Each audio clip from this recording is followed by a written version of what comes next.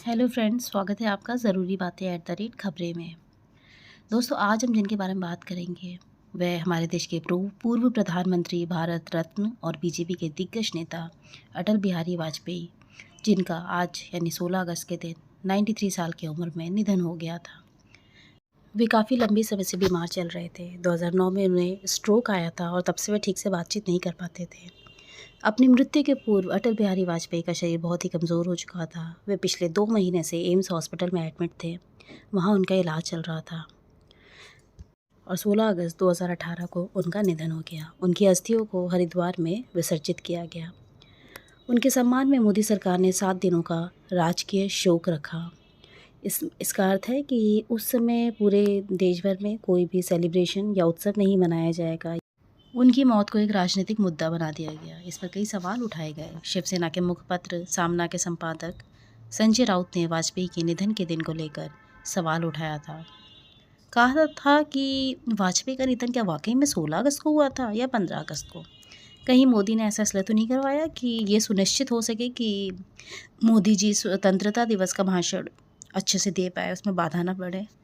उनकी मौत को राजनीतिक मुद्दा देने के लिए खाली शिवसेना के ही नेता नहीं थे, इसमें सीपीआई के नेता भी शामिल थे। अतुल कुमार अंजान ने भी कहा था कि एम्स के कुछ वरिष्ठ डॉक्टर से उनकी बात हुई थी। उन्होंने इस बात की जानकारी दी थी कि वाजपेयी जी की मौत 14 अगस्त को सुबह ही हो गई थी। उसके बाद उन्हें सुपर वेंटिलेटर पर रखा गया था और कुछ विशेष लोगों के इशारे पर उनकी जानकारी मीडिया या देश को नहीं दी गई। इस तरह के गर्मा-गर्म माहौल के बीच में एम्स ने सब क्लियर कर दिया। उन्होंने बताया कि वाजपेयी का निधन 16 अगस्त को हुआ था, शाम 5:05 पे हुआ था। दोस्तों, आप सभी को बता दें कि अगर उनका निधन पहले हुआ होता, 15 अगस्त से पहले या 15 अगस्त के दिन, तो स्वतंत्रता दिवस पर राष्ट्रीय शोक और ध्वज को आधा झुकाना होता और प्रधानमंत्री नरेंद्र मोदी का लाल किले से संबोधन भी रुक जाता। आज उनकी पुण्यतिथि के दिवस पे हम जानेंगे वाजपेयी जी के बारे में कुछ महत्वपूर्ण बातें। दोस्तों, क्या आप जानते हैं कि अटल बिहारी वाजपेयी ने लॉ की पढ़ाई अपने पिता के साथ कानपुर के डीएवी कॉलेज से की थी।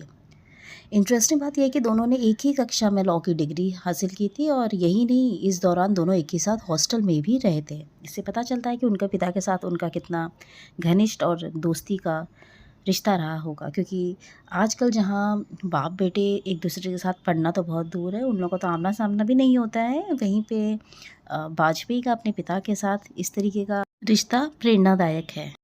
उनके करीबी दोस्त उन्हें बाप जी कहकर बुलाते थे।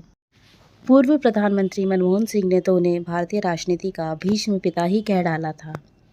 दोस्तों, उन्होंने शादी नहीं की थी, लेकिन एक छोटी सी लड़की को गोद लिया था जिसका नाम नमिता है। उनका पालन पोषण सब उन्होंने खुद ही किया और बहुत ही प्रेम से उसे रखा, अपनी बेटी से बढ़कर।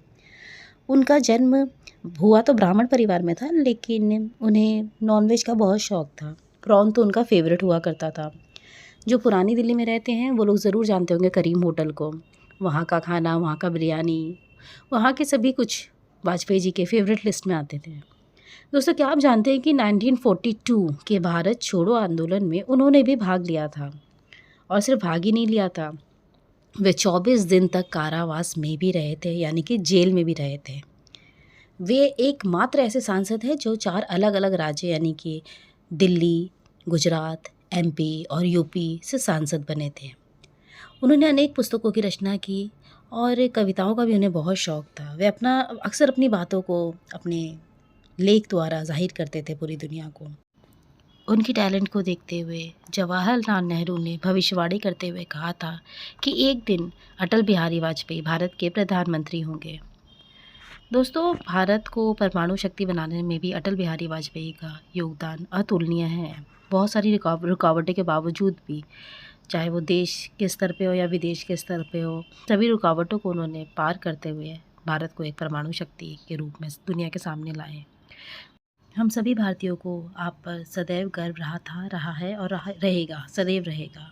वीडियो पसंद आया हो तो शेयर, लाइक, कमेंट और सब्सक्राइब करना ना भूलें।